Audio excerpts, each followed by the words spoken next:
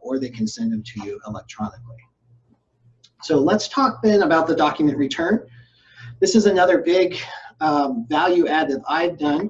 So signing agents are responsible for returning the documents to the closing agent or to the signing company who's ever hired them. So a lot of times for signing companies, this is just going to be using the shipping label they provided and dropping it off and getting a return receipt. That's a critical component of that. You want to make sure you get the tracking number, so if anything goes wrong, you can prove that you've dropped those documents off. For Escrow Direct, it's a little bit different. You can, sometimes there is a FedEx label where they literally ship it from across town. You know, you'll be on the west side of town, their office is on the east side, and they'll let you just ship it.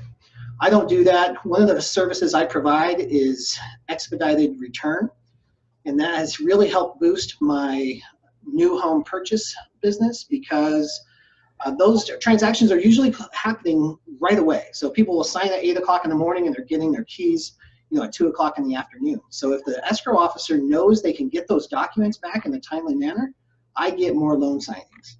They don't force the client to drive across town and sign the documents because they know they can rely on me to get those documents back. That's an excellent way to bring more value to your clients.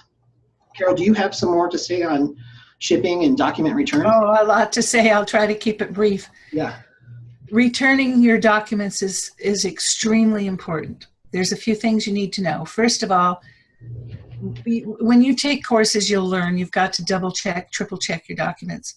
One of the things that I have always done is to check them at the table, double check them when I get home before I put them into the envelope, make sure that they're okay. You want to do certain things when you're shipping. You want to be sure and put the name of the borrower on the envelope itself in big black marker, whatever you have to do, because if you have multiple signings, you don't want to do what I did one time, which is to scramble them all up and send them to wrong title companies. Luckily, they worked together and they were willing to exchange when they got them. You want to make sure that your packages are secure. One of the things that you can do is to always have supplies on hand. You can do this by setting up accounts with FedEx or UPS, and you'll learn as you go what kind of supplies you need, but they will deliver those for free to you. So UPS stores are very, very stingy about what they'll give you. Bill will probably tell you this. They don't want to give you anything but maybe one envelope. So you want to have the supplies on hand.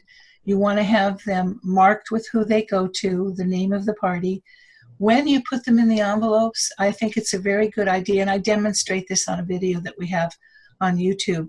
I like to take duct tape, not even shipping tape, but duct tape, and wrap it around half of it so that there's no possibility that those documents, that envelope's going to get torn and the documents fall out.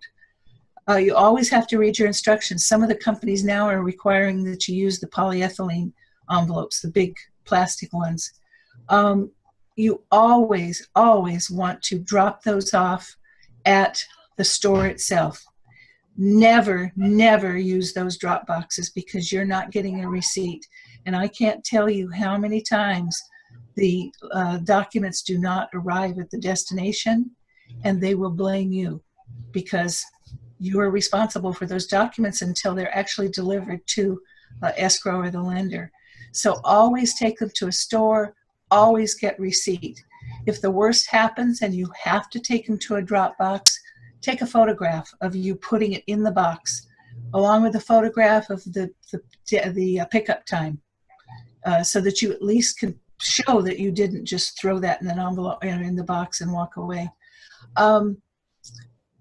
I think that's about all that's really important for you to remember, but it is important that you take them to a store and get them either picked up at your home or to get a receipt for them. Yeah, that's definitely critical. And guys, we're also, part of the resources we'll send out is this and even more information about how important that is. That will go out in the email a little later on today. Now we're going to move into phase 4. Or step 4, this is the business and personal development side of things. So what it comes down to is this is getting business. This is how to generate more clients, build relationships, and create the income stream that you want to. One of the The beautiful things that I kind of talk about in the very beginning is that this business can be pretty much anything that you want. And I'm going to go ahead and mute everybody again. Get some background noise. One of the beautiful things about this business is it can be anything that you need it to be. So if you just need a couple $100 a month, you can very easily do that. In fact, in this business, it's relatively easy to make a couple grand a month extra. If you just want to do this as a part-time gig, if you want to really get out there and hustle and build a business with this, it is truly unlimited. And I do have a video on YouTube where I talk about, I just break down the loan signing side, how many signings it would take to breach that $100,000 a year level. And it's easier than you might think. And that's where the power of reverse engineering comes in. You know, you have this big goal that's overwhelming, but you just work yourself backwards until you get to the everyday actions that will make a difference in this. And that's where step 4 really comes into play. And I share my story a lot. Some of you may not know what the story is, but I didn't respect my notary business when I first started it. I treated it like an ATM machine. You know, I had other businesses going on, so they had my attention. I just needed money. They weren't making money to pay me, so I had to go out, hustle, make it. If I needed $5,000, I went out and made $5,000 that month. If I only needed $500, I went out and made $500 that month. And then I went and I worked on my other businesses. It was not until I put all this energy and what we're going to talk about right now into this business that everything changed. You know, I went from making an average of $1,000 a month to making $20,000 a month in the first 90 days of applying this stuff. And it's been gradually going up since then. This is a real business, and you can really make a lot of money doing this and enjoy yourself along the way. So let's talk about it a little bit. You basically have a choice to make whenever you first come into the business. There's 3 ways that you can do this business. You can be, I don't know, can you see this? Am I too far over? An independent contractor for existing companies. So this is working for signing companies, just filling out an application. They're going to send you some business. They set your fees, so whatever they're willing to pay you, that's what you're going to work for, unless you renegotiate a little bit. You can have fees that range, hopefully, in the $90 to $100 range on that one. But as we heard about, and you can see, there are companies that offer a lot less than that. We'll talk about that another time, though. The other option that you have is to work Escrow Direct. And I'm going to mute everybody again.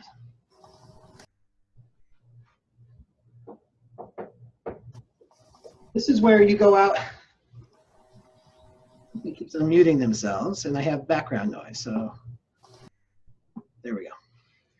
So when you work Escrow Direct, this is where you go out and you get the business yourself. You're building relationships with escrow companies, maybe real estate agents, loan officers. In the general notary work, you might be working with building hospital administration, senior living facilities, tow truck companies, you know, whatever it is, you're building the relationships yourself. And then the third option that you have is actually a hybrid of these 2. And this is what I recommend, especially when you're first getting started. So you can start as an independent contractor and kind of sharpen your teeth on signing companies. And as you get a little bit of experience, you gradually start building relationships here in the Escrow Direct side. On the Escrow Direct side, you cut out the middleman. So your signing fees will go up somewhere between $150 and $300, depending on the part of the country that you're in. And on the hybrid side, you just start with the signings, and then you kind of evolve your business into the escrow officer side. So always keep in mind, too, whatever this is kind of wrapped up in your general notary work bubble. So no matter what you do, as far as the loan signing side goes, you always have the option to expand your general notary work business. And as we talked about in the very beginning of this call, there is a huge push to increase notary fees, so you can make a substantial living just doing general notary work. You know, if it's even $50 a day on general notary work, that could just be one document sometimes. So that can adds up, you know, an extra $1,500 a month. So imagine if you're doing 3 or 4, or sometimes in California, these last will and testaments and medical directives are $300 or $400 per visit. So those add up very, very quickly. So there's lots of opportunity here in how you do this. In addition to these streams of income, there's all kinds of little add-on businesses and services that you can throw on here. People get really creative with this.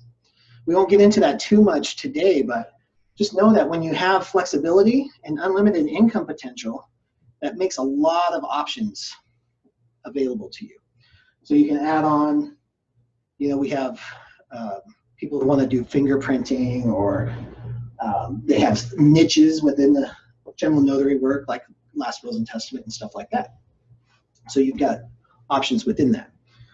Now, how to find your customers, though, that's really what this comes down to, right? And I know both Carol and I have great resources for you. So I want to talk about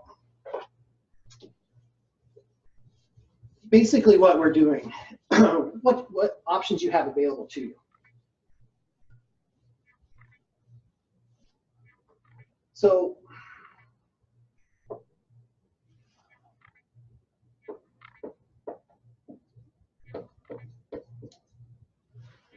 whether you're doing this general notary work or going the loan signing side, where you're working at Escrow Direct or doing the hybrid model, you've got two ways to go about it in connecting with people. It's all about relationships. And whether you realize it or not, you have a database of potential contacts, or contacts that are potential business partners or clients of yours. Every single person that you know is a potential client or a referral to another client. So one of the first things that you want to do, and that I advocate tremendously, is write a list of every single person you know. Don't edit that list, just write down everybody. That is your database. So you're going to have your warm leads that are on your database side. And then you're going to have your cold. Now the cold are the people that you don't know yet, but they're the people that you want to know. So it might be escrow companies, it might be builders, it might be lenders, and those. A lot of people, especially just starting out because of the business culture that we have, they want to start right here.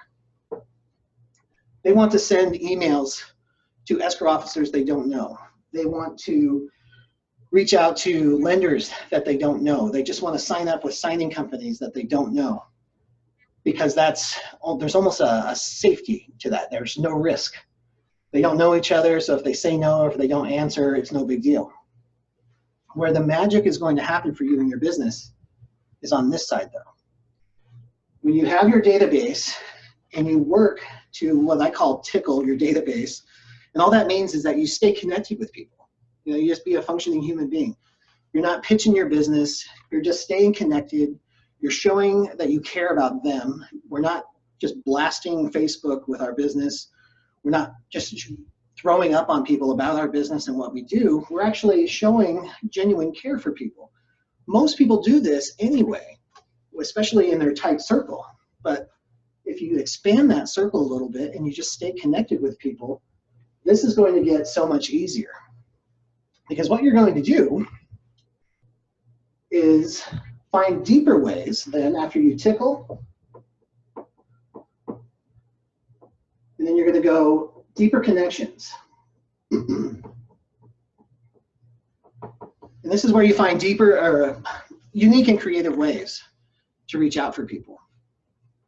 And when the time is right, after you've established some deeper relationships, or maybe you already have some now, we'll do a complete training on the actual database and how to break that down at another time, because it's very involved and there's varying levels that you'll connect with. But once you do that, to ask somebody over here, whether it's a real estate agent, a lender, or an escrow officer, if you're lucky enough to have one of those in your circle, once you have that relationship, you can ask them, who's your favorite escrow officer and would you be willing to introduce me to them?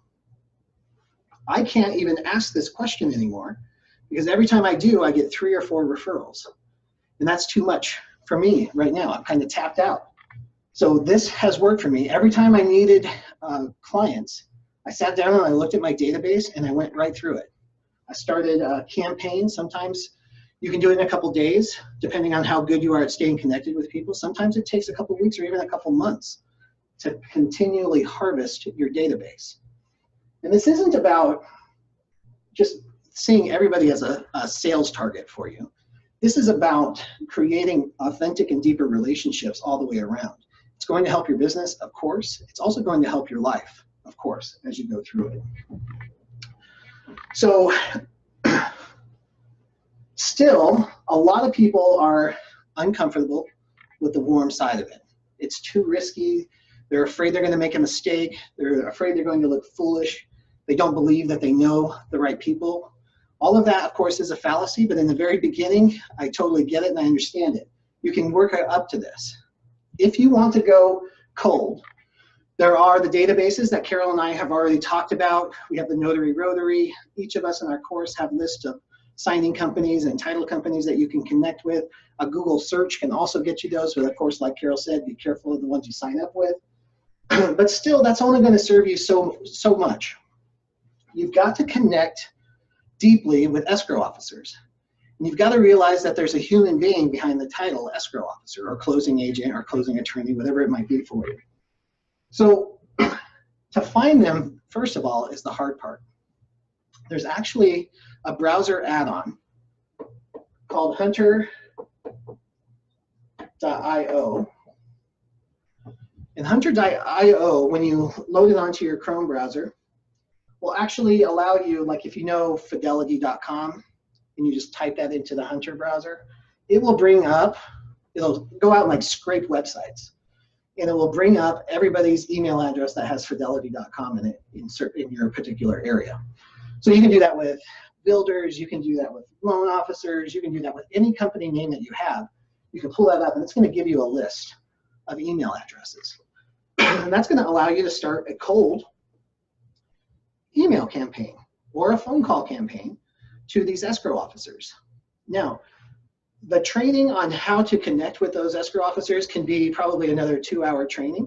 What I'm just going to throw out there for you, though, is this is not about throwing up about your business.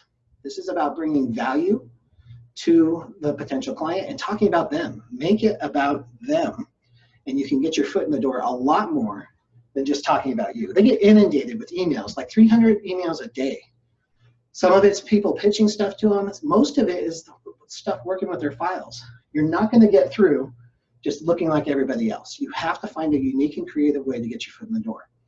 If that's a coupon or a Starbucks gift card or an article that you found about them that you're acknowledging them on, when you make it about them, there's a lot more power in that. And so what you're doing here, you can go cold and still be effective. But do your research.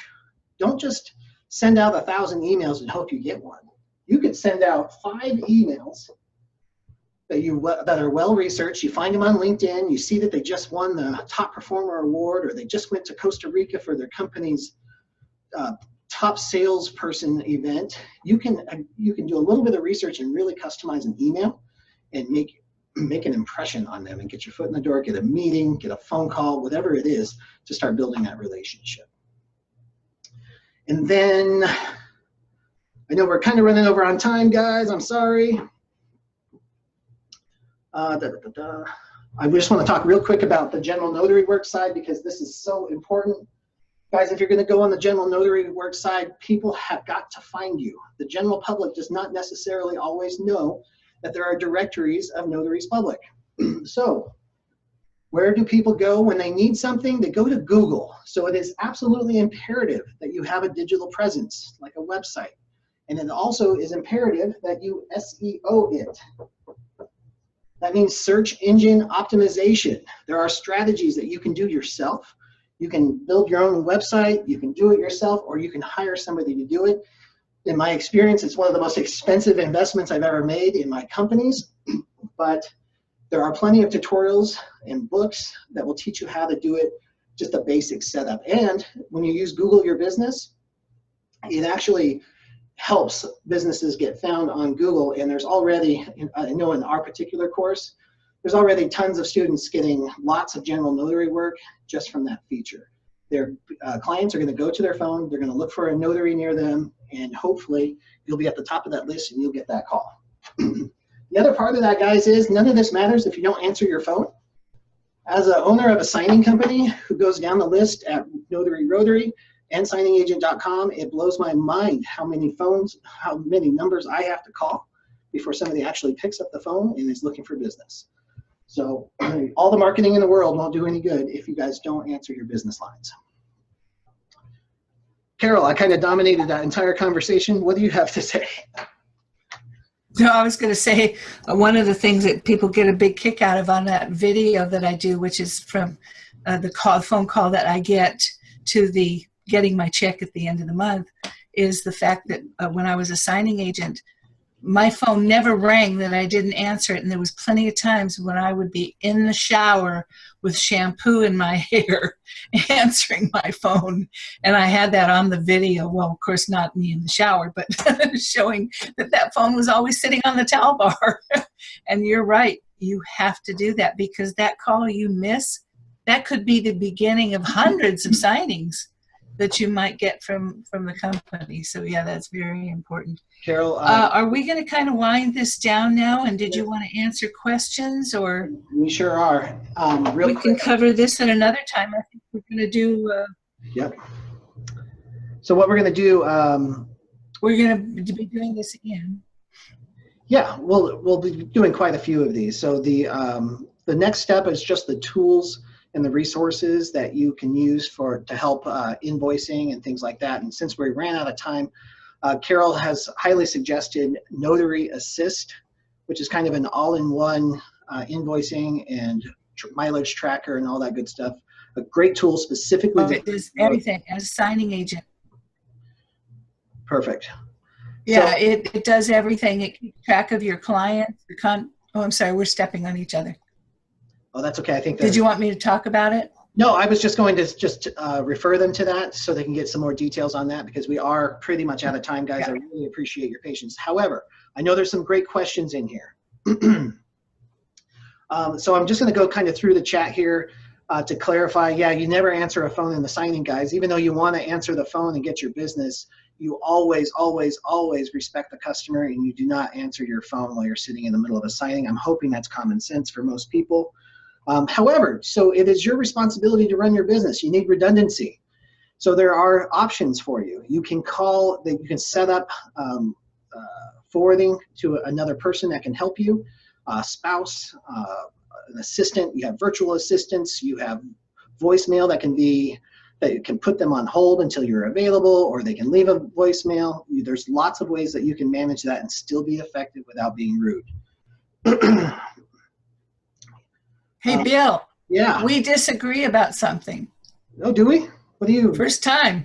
Oh, yeah.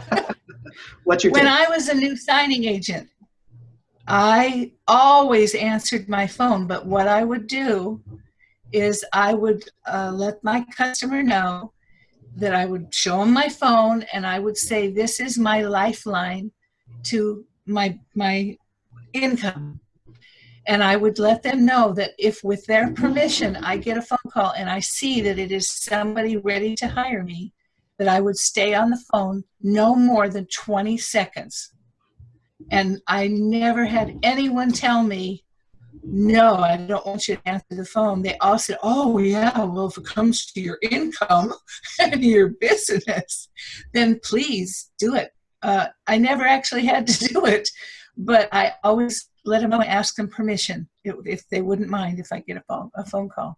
Well, there you go. That's a difference. I mean, after a few years, people leave messages.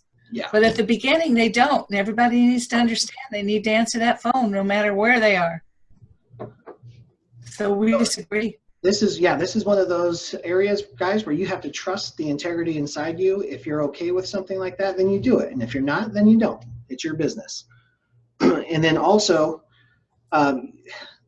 you've got to also go with what the company, who's ever paying you, you have to follow their rules too. So if you're sitting in a title office, you probably don't want to do that. There's going to be exceptions. But again, this is all about you. It's your business. You've got to run it. So you've got to trust what feels right to you. Okay, let's go through a few more of these.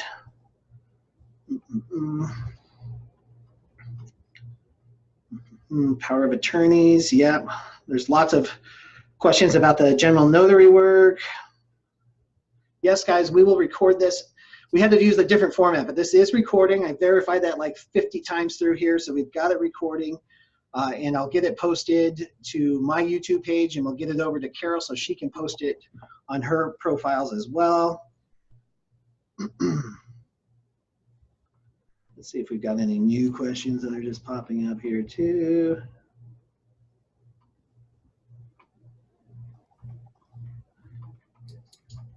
Yeah.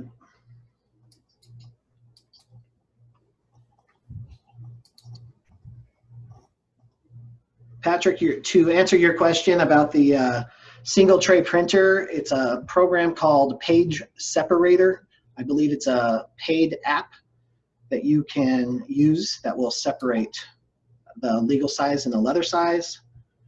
And guys, we're going on about 1 hour and 20 minutes. So here's what I'm going to do. If you have questions that we have not answered yet, please retype them. So, because I'm trying to go through them, and I'm getting lost in the conversation here. Lots of companies send out surveys later asking about you, Yvette. Yep, that's a good point. So that's why another incentive to be a professional at all times. It does not look like there's any other questions coming in right now. What are the I do want to address one. Yeah. Bill, there's a question here. It says Notary Rotary has one for free. And it fails people more times than not. Okay, the page. And I spoke to the owner of Page Separator. Mm-hmm.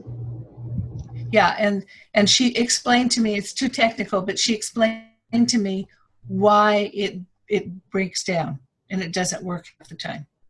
I'm just letting people know. Perfect. Yana asks, what are the bare basic materials that you would suggest when one is just getting started and you have a limited budget?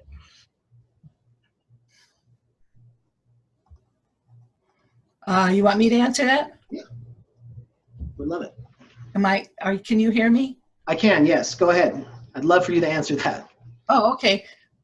Yeah, I deal with that a lot because a lot of the people that come to me are really hurting. They don't have a lot of money. So basically it's been the most expensive thing you're going to spend money on is the printer.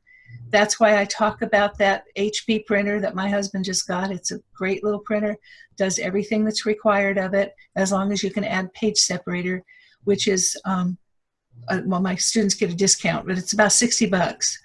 And of course you need clips to hold your documents together. Some people use rubber bands. I don't like that. They can easily slip out of the rubber bands. We have a whole list of the things that you need to do, but you can do it very inexpensively. Your shipping supplies are all provided by the shippers themselves. You need pens. You can use, I would suggest some good, they don't have to be expensive, but some decent pens, and make sure that you get them back from everybody as you hand them out. Just basic supplies. They don't have to run you a lot of money, and you can always add to stuff as you go.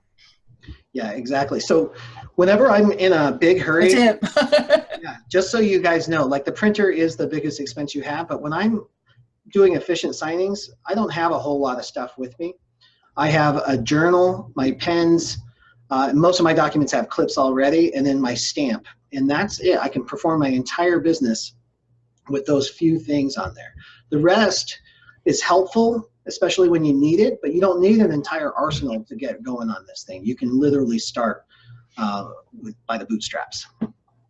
Okay, guys, I'm going to wrap it up right now because this has been long and we had those technical issues. I really appreciate all of you who hung in there with us and participated and asked so many great questions. Now, both Carol and I are totally available to you. If you have follow-up questions, just send me an email to orders@notarycoach.com, and then Carol is carol@notary2pro.com. and we would be more than happy to answer your questions. Now, I've actually got a signing that is on the other side of town, so it might take me some time, number one, to upload this video, and number two, to answer your questions, but I will definitely get to that today, and I really appreciate your time. Carol, thank you so much for reaching out and making this possible. I'm very excited to share our passion of this business with so many people. And I am too, and I thank you for kind of taking technological control of this thing, although we did have a hiccup today, didn't we? And Yeah. I want to thank everybody for coming. I recognize a few of you, those that are brave enough to be on, or if you didn't know you're on camera. I see some students. So everybody have a great weekend, and we're going to be doing this again, and hope you guys enjoyed this and got something out of it. All right, thank you so much, guys. There's follow-up emails coming up later on today as well with all the resources and then some that we talked about and that we didn't get to. So I hope you enjoy those. And again, if you have any questions, don't hesitate to reach out. Have a great day.